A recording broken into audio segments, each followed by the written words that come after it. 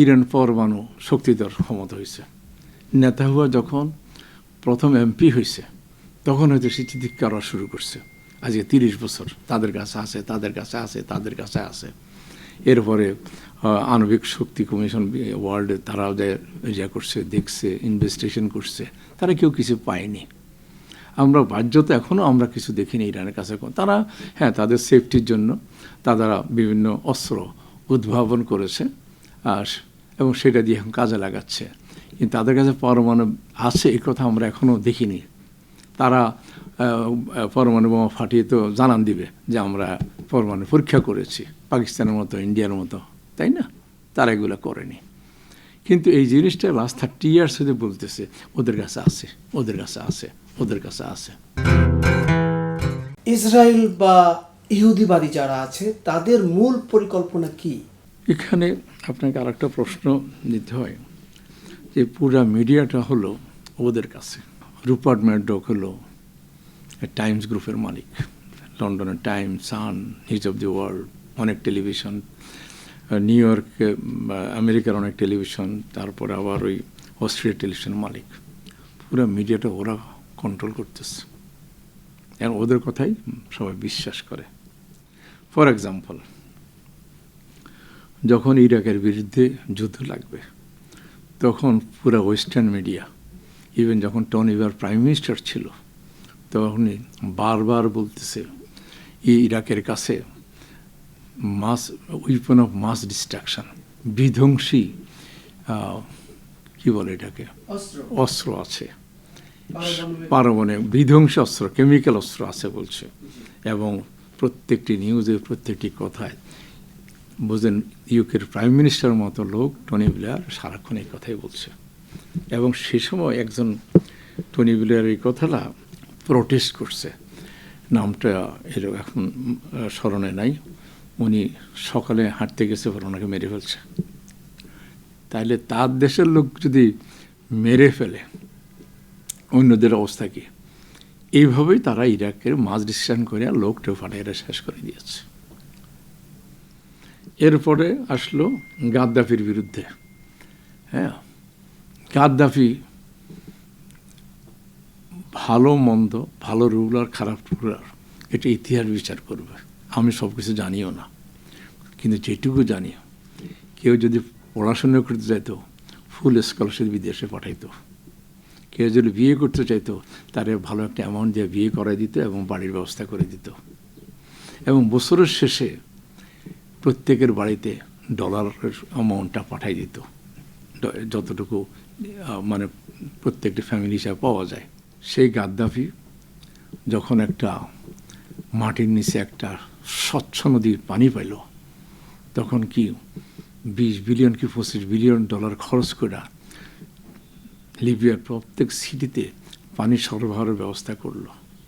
সেই গাদ্দাফির বিরুদ্ধে লাগে তাকে মেরে ফেললো। এরপরে সিরিয়া কত বছর যুদ্ধ করছে,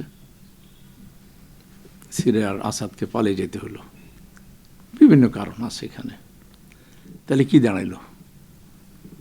ইরাক শেষ করলো, লিবিয়া শেষ করলো, সিরিয়া শেষ করলো। এখন তারা ইরানকে ধরছে। ইরাকের খাদ্য মজুদ এবং খাদ্যর ডিস্ট্রিবিউশন এত ভালো ছিল, যখন ইরাকের অসুবিধার সময় ইউএন আইসা ডিস্ট্রিবিউট করতে গেছে, তারা অবাক হয়ে গেছে প্রত্যেকের বাড়িতে কিভাবে রেশন পৌঁছাত ইরাকের প্রেসিডেন্ট সাদ্দাম।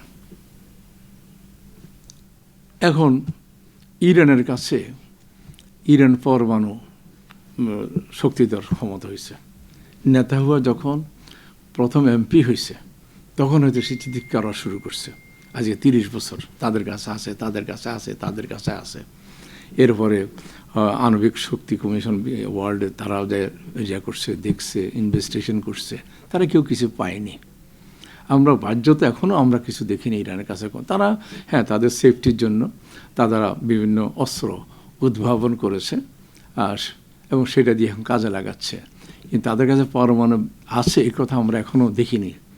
তারা পরমাণু বোমা ফাটিয়ে তো জানান দিবে যে আমরা পরমাণু পরীক্ষা করেছি, পাকিস্তানের মতো ইন্ডিয়ার মতো, তাই না? তারা এগুলো করেনি। কিন্তু এই জিনিসটা লাস্ট 30 ইয়ার্স হতে বলতেছে ওদের কাছে আছে, ওদের কাছে আছে, ওদের কাছে আছে। হ্যাঁ, আগামী থাকতেও পারে, কিন্তু কথা হলো মিডিয়াকে এটা ফ্রেম করেছে যাতে কোনো মুসলমান দেশ উঠতে না পারে। আপনি এরকমই আশঙ্কা করছেন যে ইরাকের মতো ইরানকেও মিডিয়ার বরাত দিয়ে, মিডিয়ার আওয়াজ তুলে আক্রমণ করে ধ্বংস করার প্রবণতা? ধ্বংস করার চেষ্টা করবে। তবে সত্যি কথা বলতে কি, ইরানিদের মধ্যে জাতীয়তাবাদীটা খুব স্ট্রং। তাদের সভ্যতা, তাদের ভাষা এবং জাতীয়তাবাদী হাজার হাজার বছর পুরানো। দেখেন, যখন রাশিয়া আফগানিস্তান আক্রমণ করেছে, 17-18 বছর যুদ্ধ করে তারা খালি হাতে ফিরে গেছে। যখন আমেরিকা আফগানিস্তান আক্রমণ করতে চাইল, তখন রাশিয়ার জেনারেলরা আমেরিকাকে নিষেধ করছে যে আমাদের ব্যাড এক্সপিরিয়েন্স আছে, তোমরা আফগানিস্তান আক্রমণ করো না। সেই আফগানিস্তানে ফেলে আমেরিকা চলে গেছে। এখন যেহেতু এই জায়গাটা ইসরায়েল খুব কাছে হইতে তাদেরকে তদারকি করতেছে, এখন তাদের এত প্রযুক্তি উদ্ভাবন হয়েছে। ছোট্ট একটা জিনিস কেন উদ্ভাবন হয়নি যে মোবাইল যার কাছে থাকে আমরা ওই মোবাইল ট্র্যাকিং করে লোককে ধরে ফেলতে পারি ইজিলি। এখন অনেক ক্রিমিনাল এইভাবে ধরতেছে, অনেক মার্ডার করছে, চলে গেছে, এইভাবে আমাদের দেশেও ধরতেছে। যদি আমরা তো ধরেন ওইভাবে অত অ্যাডভান্স না, তারপরও আমাদের যে প্রযুক্তি এখন অ্যাভেলেবল তা দিয়ে আমরা করতে পারতেছি। সেখানে আপনাকে একটা এক্সাম্পল দিই। এই আমরা যখন ওই গার্মেন্টস অ্যাক্সেসরির ব্যবসা করি, তখন আমরা জেনেভাতে গিয়েছিলাম একবার। তো শার্টের পিছনে দেখেন তো ব্র্যান্ডের নাম লেখা থাকে, মার্ক স্পেন্সার, অন্য নামটা টেস্কো নাম থাকে। তো আমরা মুলার থেকে মেশিন আনতাম, ওদের 100-100 বছর পুরনো কোম্পানি। তো আমি বাইদি ভাই তাও 10-12 বছর হয়ে জিজ্ঞেস করলাম, ভবিষ্যতে এই ব্র্যান্ডিং লেভেলটা কেমন হবে? তা আমাকে উত্তর দিল, ওই লেভেলের সাথে ছোট্ট একটা চিপস থাকবে। এই চিপস যখন থাকবে, সবগুলো প্যান্ট শার্ট এগুলো সবখানে থাকবে। যখন এটা কম্পিউটারে দেওয়া হবে, তখন তার কি ডিজাইনের শার্ট, কি ডিজাইনের প্যান্ট, কি জুতা, কি টাই, এটা বের হয়ে আসবে। তখন কাস্টমার দেখবে যে এইভাবে আমি নিলে আমার জন্য ভালো। আমাকে এই জিনিসটা আরও 10-12 বছর আগে যারা এই মেশিন ম্যানুফ্যাকচারার তারা বলেছে। তাহলে ইরান এত একটা বড় দেশ, এত একটা শক্তিধর দেশ, এত ব্যালিস্টিক মিসাইল বানিয়েছে, প্রত্যেকটির জেনারেলে দুই পাশে নানা রকম ব্যাচ, লোগো সব আছে। তো এইসব লোগো যেখান থেকে বানায়, ছোট্ট একটা চিপস দেওয়াটা কোনো ব্যাপার না। এখন শুনেছি লাস্ট যাকে মেরেছে যে জেনারেল, তার ঘড়ির মধ্যে চিপস ছিল। ঘড়ি ছাড়াও সবাই মোবাইল ইউজ করে, মোবাইলের মাধ্যমে তাকে ধরে ফেলতে পারে সে কোথায় আছে, কোন জায়গায় আছে। যেখানে এখনও বলতেছে আই এম নট শিওর 20,000 ইহুদি আছে, সেখানে বিভিন্ন দেশের অনেক লোক থাকে, আমার দেশের লোক আছে, পাশের দেশের লোক আছে, তারপর অন্যান্য দেশের লোক জব করে। এইসব দেশের থেকেও তো আপনার মোসাদের লোক রিক্রুট করতে পারে, বা মোসাদের লোকও এদের মধ্যে ঢুকে যেতে পারে, অথবা আশেপাশে দেশ থেকেও তো নিয়ে আসতে পারে। কারণ ওরা আরবি জানে, এরা ফার্সি জানাটা খুব তাড়াতাড়ি শিখতে পারে। অতএব তারা আহমেদ নিজাদকে, যিনি ভালোভাবে একবার প্রেসিডেন্ট ছিলেন এবং ভালোভাবে সুনামের সহিত চালিয়েছেন, গত ইলেকশনের সময় এবং আগের ইলেকশনের সময় আহমেদ নিজাদ সাহেব ইলেকশন করতে চাইছে, কিন্তু আয়াতুল্লাহ আলী খোমেনি তাই করতে দেয়নি। তাহলে এই জায়গাটা তাদের ভুল ডিসিশন আছে না? ভুল ডিসিশন আছে। এবং আহমেদ নিজাদ বারবার বলছে এইসব জায়গায়, বিভিন্ন জায়গায় বিভিন্ন চিফ, বিভিন্ন জায়গার হেড, এরা সবাই মোসাদের এজেন্ট, আমাদের সতর্ক থাকতে হবে। এটা আয়াতুল্লাহ আলী খোমেনি শুনেনি।